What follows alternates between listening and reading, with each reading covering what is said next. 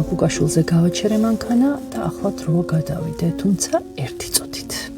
მანქანა უკვე გავაჩერე და ვიდრე რუსთაველისკენ გზას გავუდგები, ჯობს კარგად გავჩხრიკო საკუთარი ზურგჩანთა, ემანდ რაიმე დანაშაულის მაპროვოცირებელი ნივთი ხომ არ მიდევს ჩანთაში და ჩემდაუნებურად ხომ არ ხდები დამნაშავე. ღმერთო ჩემო, საშიში დანაშაულის იარაღი აღმოვაჩინე საკუთარ ზურგჩანთაში. პირბადე.